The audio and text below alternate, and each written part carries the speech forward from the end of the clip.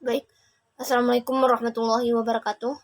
Perkenalkan, saya Nur Aisyah Martang, kelas HKI 3, semester 3. Di sini saya akan membahas materi pertemuan sebelumnya, yaitu tentang sumber dan prinsip pembentukan syariat Islam. Nah, adapun yang akan dibahas yaitu tentang masadirul at-tashri', sumber hukum Islam. Nah, syariat Islam bersandar pada dua landasan utama, yaitu yang pertama tentunya Al-Quran, yaitu sebagai wahyu Allah yang menjadikan pedoman hidup umat Islam. Nah, yang kedua itu As-Sunnah atau hadis Nabi sebagai penjelas dan pelengkap terhadap ayat-ayat Al-Quran. Nah, adapun asas at-tasyri' itu prinsip dasar dalam penetapan syariat. Dalam merumuskan hukum, syariat Islam mengedepankan beberapa prinsip seperti yang pertama itu yang pertama menghindari kesulitan atau adamul haraj, yaitu tujuan utama syariat adalah memberikan kemudahan, bukan membebani umat. Nah, adapun yang kedua yaitu ringannya tanggung jawab atau at-taklif, kewajiban yang ditetapkan tidak memberatkan, sesuai dengan kemampuan manusia saja. Nah, adapun yang ketiga itu secara berangsur-angsur, bertahap dalam penetapan atau at-tadrij.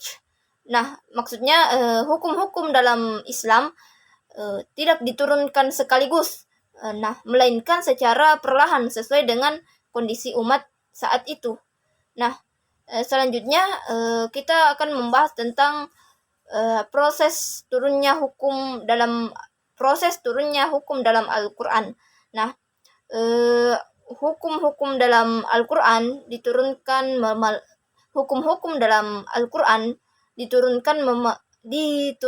melalui beberapa cara.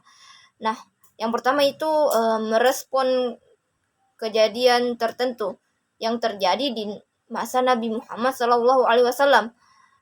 Nah, yang kedua itu menjawab pertanyaan yang diajukan oleh para sahabat atau masyarakat saat itu. Nah, dan yang ketiga itu langsung atas kehendak Allah Subhanahu wa taala, tanpa dipicu oleh peristiwa atau pertanyaan tertentu.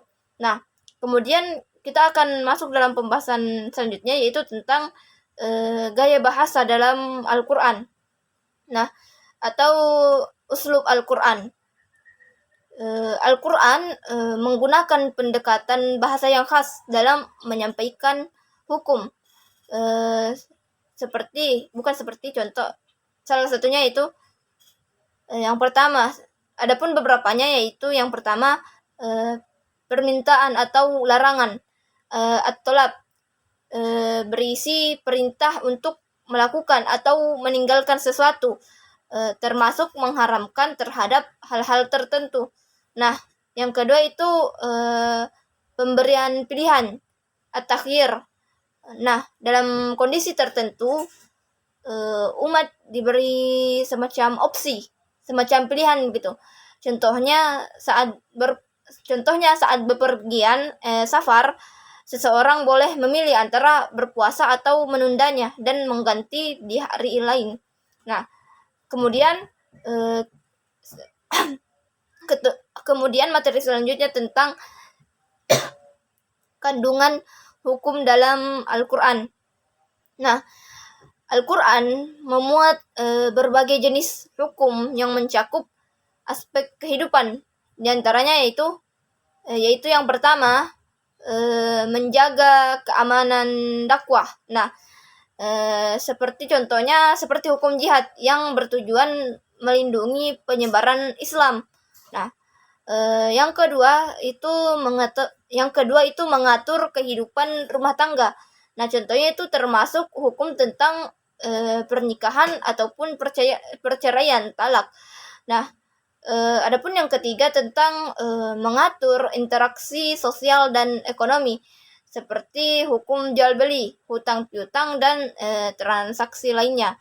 Nah, mungkin sampai di situ yang sempat saya sampaikan. Oh maaf, masih ada yang keempat, yaitu menetapkan sanksi pidana.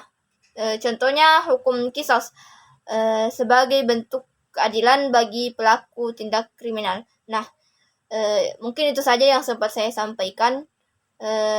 Lebih dan kurangnya mohon dimaafkan. Minallahi musta'an wa alaihi qasdus sabil. Wassalamualaikum warahmatullahi wabarakatuh.